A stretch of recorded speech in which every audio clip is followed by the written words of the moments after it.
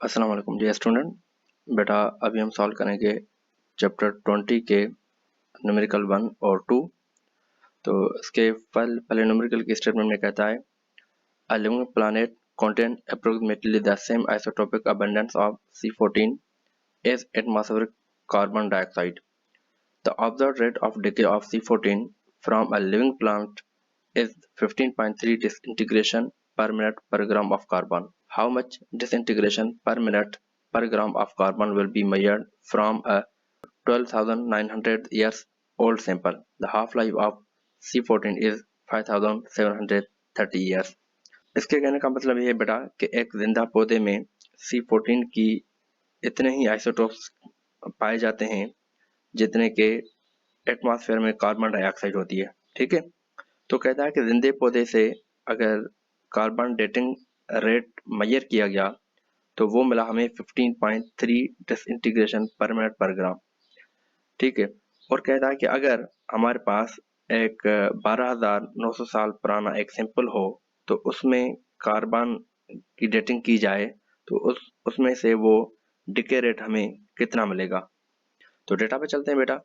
तो डेटा में हमें देखें कि क्या क्या चीज मिली हुई है। सबसे पहले इनिशियल रेट ऑफ डिके जो है, जिसको हम एक्टिविटी भी कहते हैं, उसको हमने A1 से डिनोट किया हुआ है, जो कि है 15.3 डिसइंटीग्रेशन पर मिनट पर ग्राम।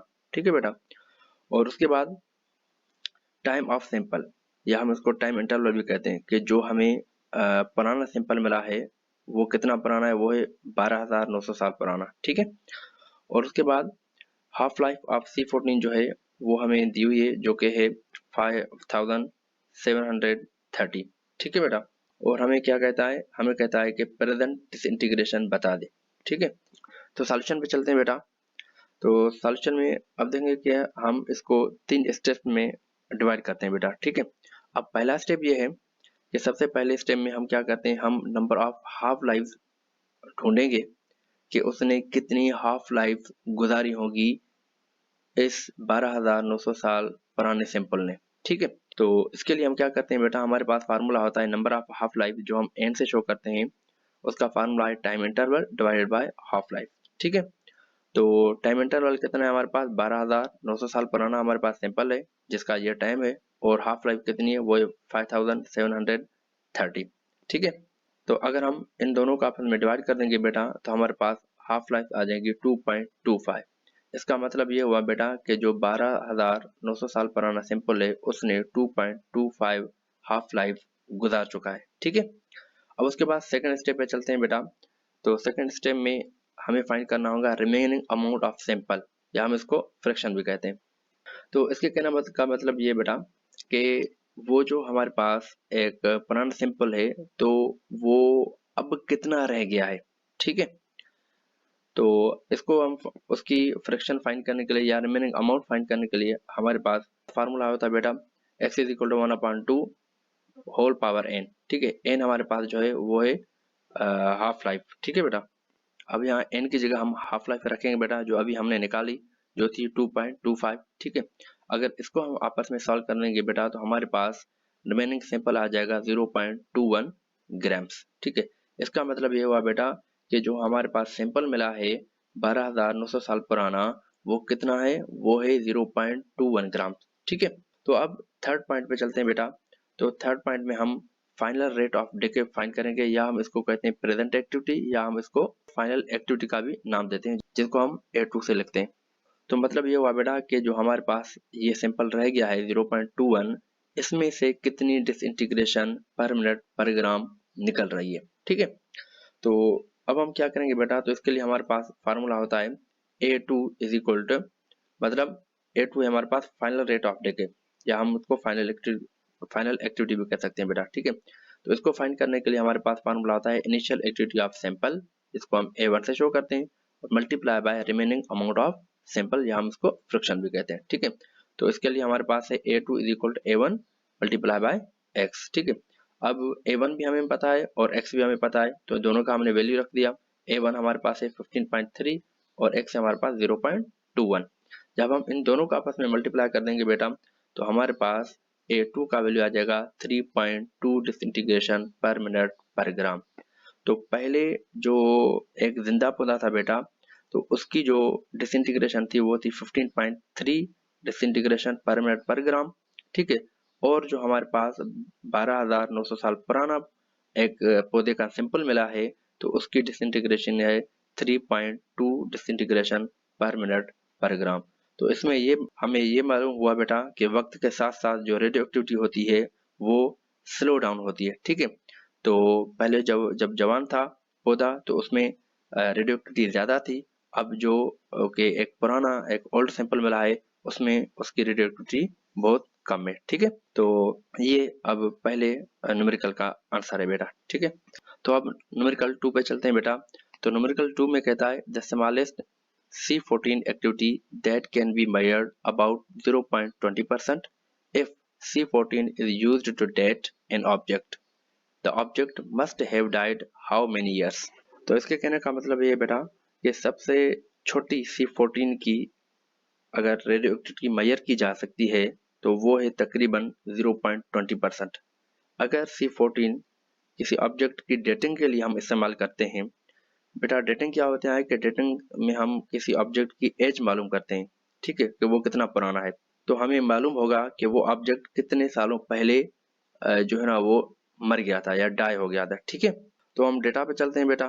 अब हमें सबसे पहले क्या फाइंड करना है बेटा, उस ऑब्जेक्ट का डाइड टाइम, मरने का वक्त, कि वो कितना साल पहले मर गया था, ठीक है। तो अब उसके बाद दूसरी क्या चीज हमें दी हुई है, वो दी हुई है परसेंटेज ऑफ द सैंपल।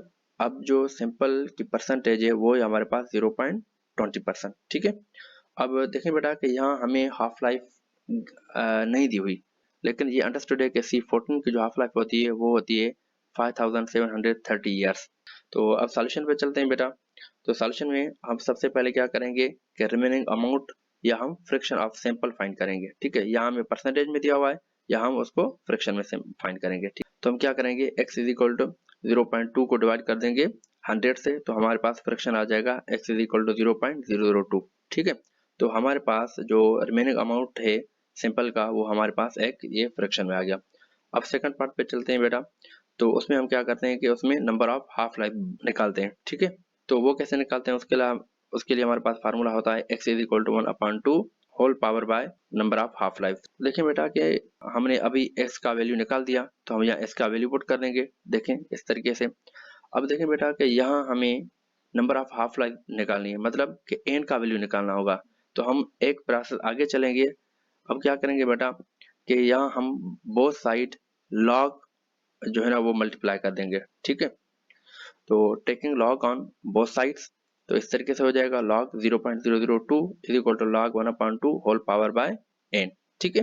देखें बेटा कि अगर इस तरीके का अगर कोई भी हमारे पास लॉग का फंक्शन आ जाता है तो हम इसको इस तरीके से निकालते हैं। देखिए जब अगर हमारे पास इस तरीके का फंक्शन आ जाता है log a पावर n, तो ये बन जाएगा n log a, ठीक है। मतलब कि पावर जो होता है वो log के पहले आ जाता है, ठीक है।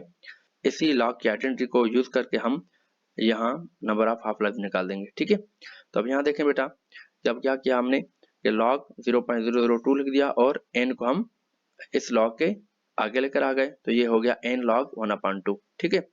तो अगर हम log 0.002 का वैल्यू देखेंगे बेटा तो ये बन जाएगा आपका -2.6989, और अगर log 1/2 का वैल्यू देखेंगे बेटा वो होता है -0.3010, ठीक है।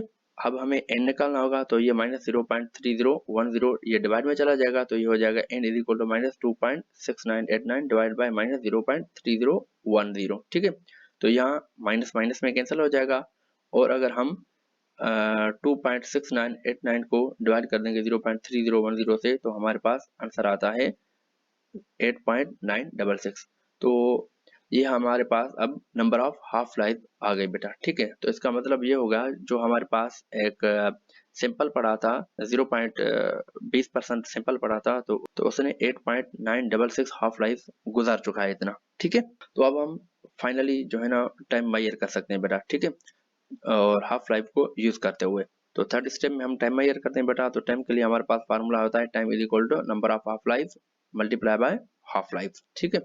तो यहाँ हम नंबर ऑफ हाफ लाइफ हम अभी हमने निकाल दी जो है 8.966 और हाफ लाइफ जो C14 की है वो है 5730। ठीक है, तो अब अगर हम जब इन दोनों को आपस में मल्टीप्लाई कर देंगे तो हमारे पास टाइम मिल जाएगा बेटा 51,375 ईयर्स। ठीक है, तो इसका मतलब ये हुआ बेटा कि वो जो हमारे पास 0.20% सैंपल पड़ा था उसका जो मरने का टाइम था वो इतना साल पहले मर गया था। ठीक है, और ये इतना साल पहले खत्म हो गया था। ठीक है, जो उसका रिमेनिंग सैंपल हमारे पास आ गया है। अगर आपको ये वीडियो अच्छा लगा हो बेटा तो लाइक करें और अपने दोस्तों के साथ शेयर भी जरूर कर दीजिएगा। Thanks a lot.